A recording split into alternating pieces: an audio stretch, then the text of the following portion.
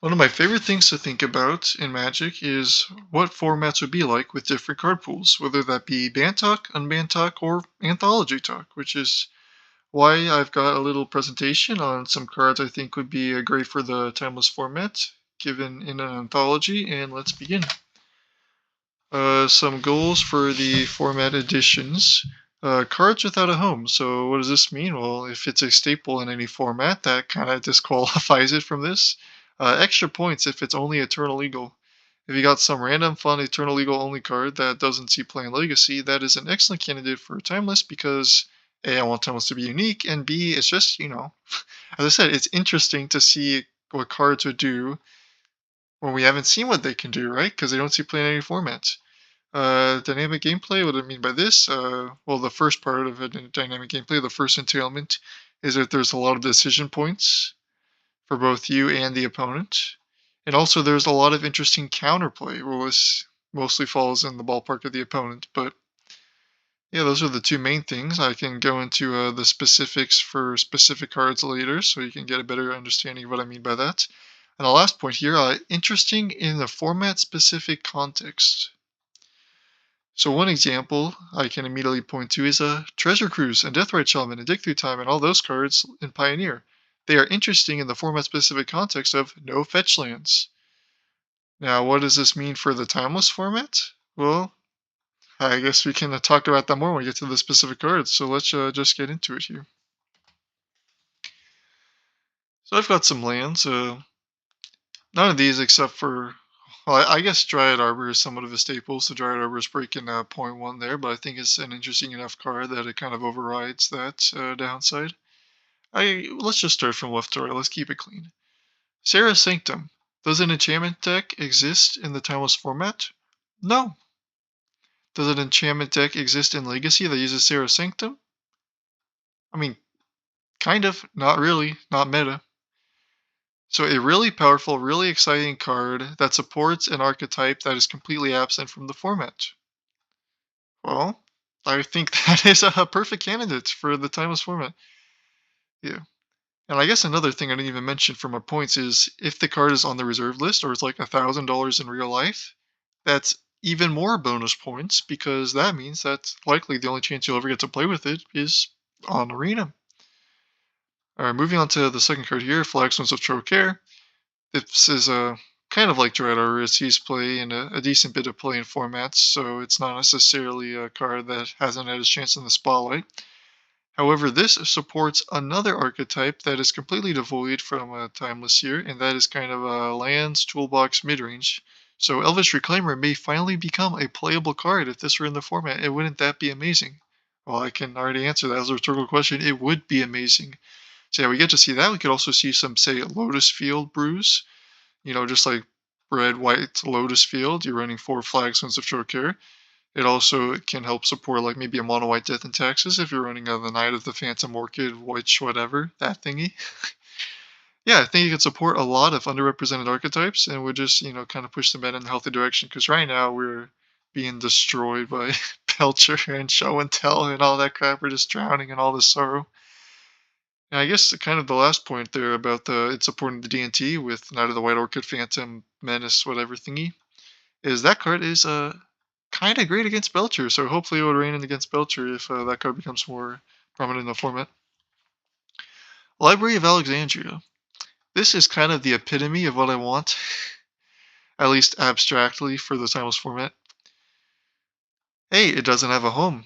It is banned in everything except for Vintage, and it does not see play in Vintage. It's also $1 billion. You'll only ever get to play this online unless if you are filthy rich. And the gameplay about this, it promotes slower gameplay, which is something Timeless is in desperate need of. It's also kind of fair. It's not broken. It could technically take over a game if it exists long enough and you're not doing much with your hand there if you got some sort of engine going. But it's really interesting. And this kind of goes to the second point, I believe, which was about dynamic gameplay. There are about 1 billion decisions with this card, right? It's like, should I play this card to force the opponent to use that so that they'll less likely be able to use Library of Alexandria's ability? Or if you're on the one playing it, it's like, should I not play this card as to keep my library on for next turn? There's a lot going on. I'd love to see the gameplay in Timeless specifically for this card. Yes, please. This is among the top of the cards on my wish list. Dread Arbor, I kind of talked about it earlier. Just, an interesting card. There's nothing really like this. This could also help support the aforementioned, like green, white, Maverick, lands, toolbox kind of style decks.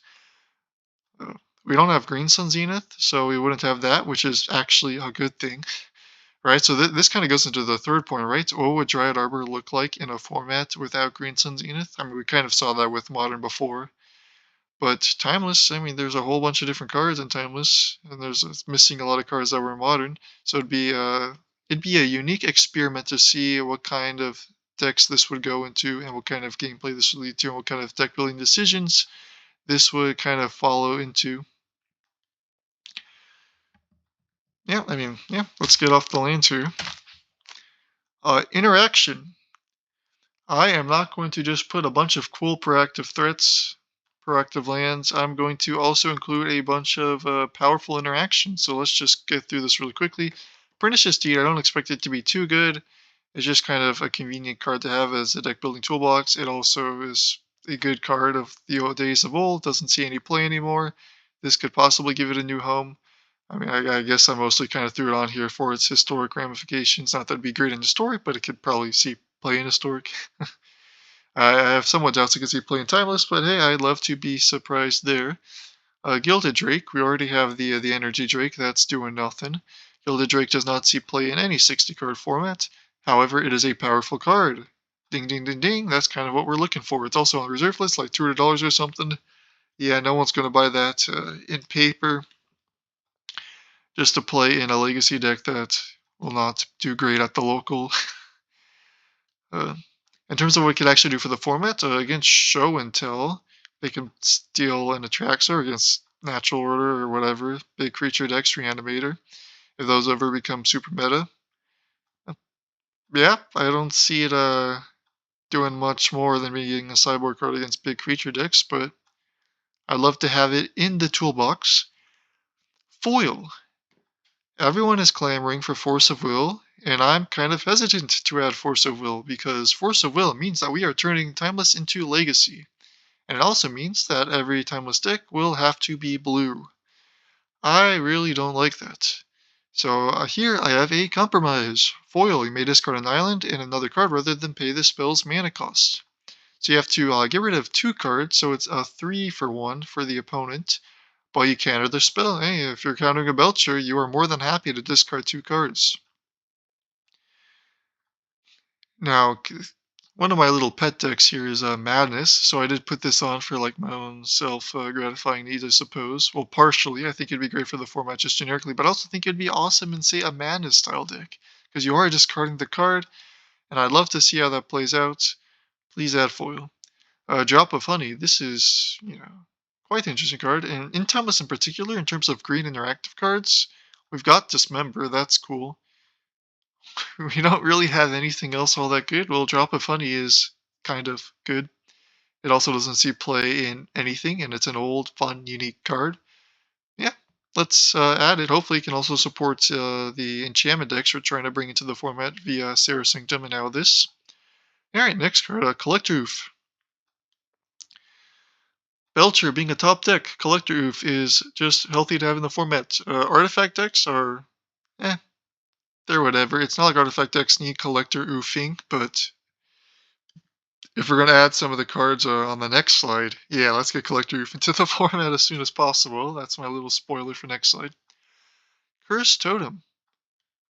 It's a Collector Oof, but for creatures, essentially. If Yawgmoth or anything else like that becomes a little out of line, it's just a healthy card to have in the format. I don't foresee it seeing play really at all right now, except for maybe in current sideboards.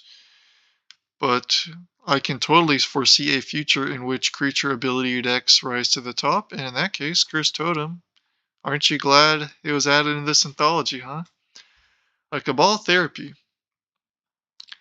Massively interesting and dynamic gameplay. choosing a card without seeing what the opponent's hand is an awesome little mini game.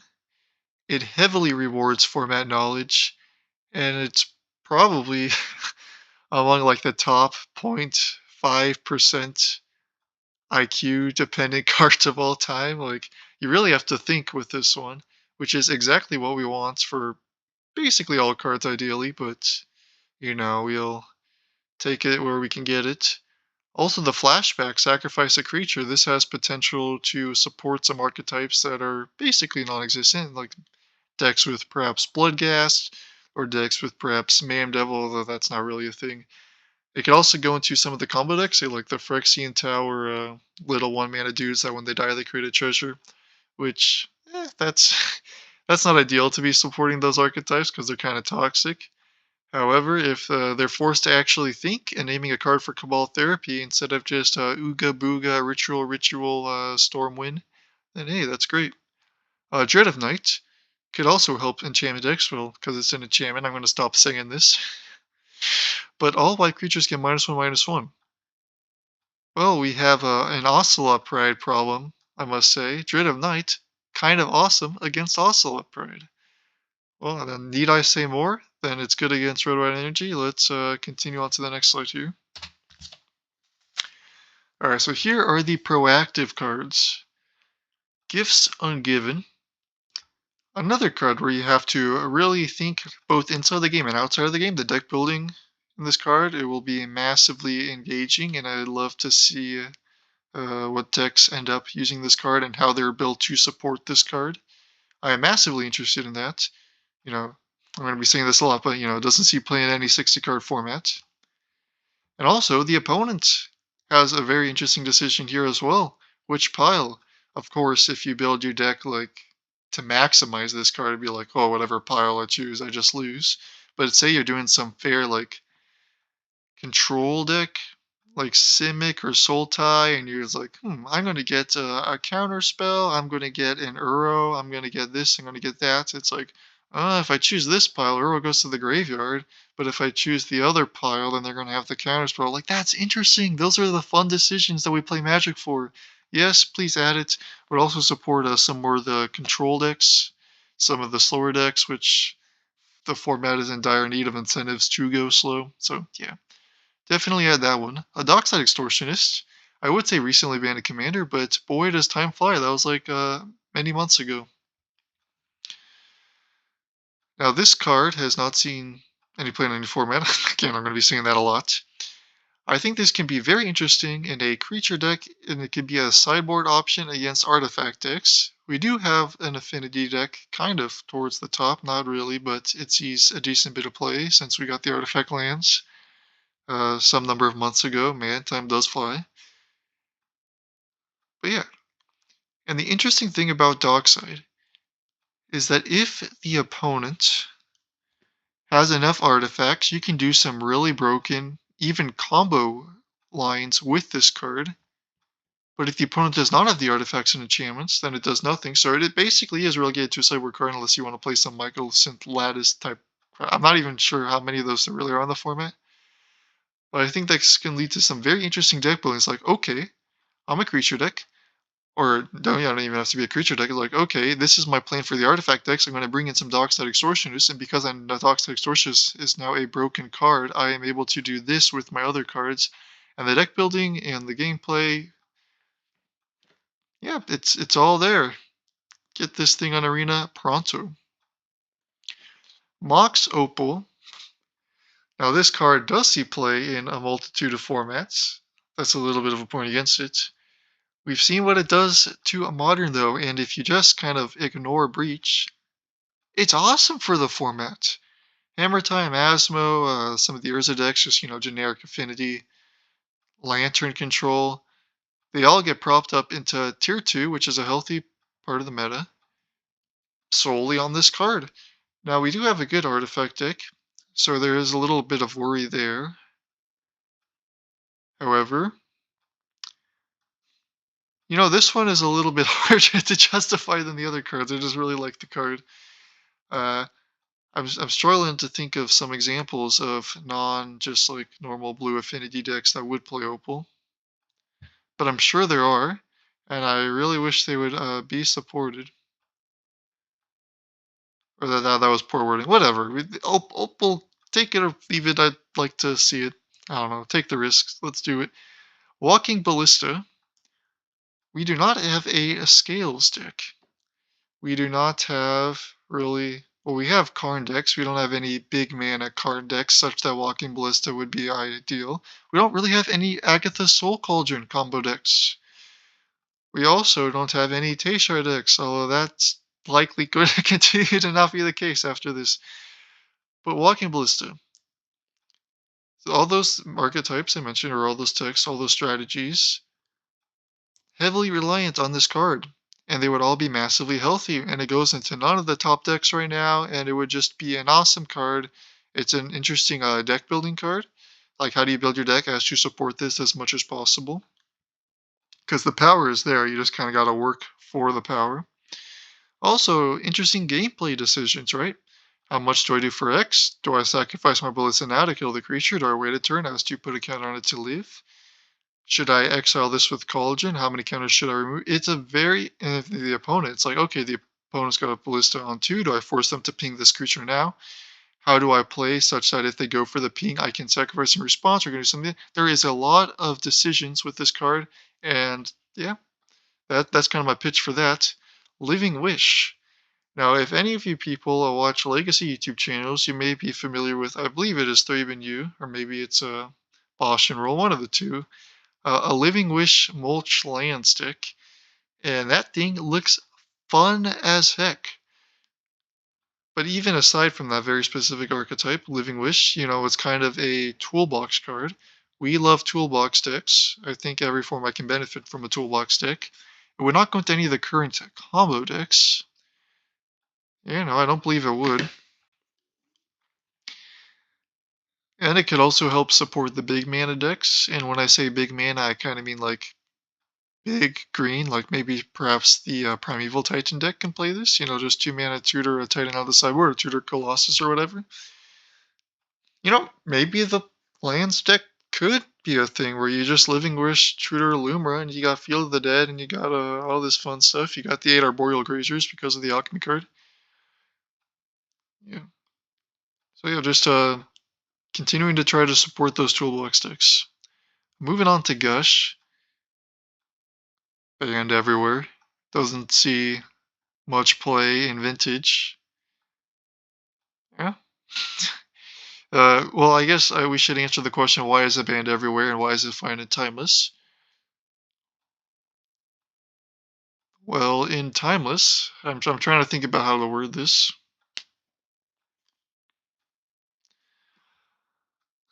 Gush is another card that promotes slow gameplay.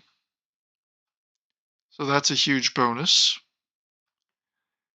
And it also, I believe, it was a part of some combo decks, and that there would be fast mana, and then this would just be a free draw 2 on your storm turn. That's obviously not going to be the case here.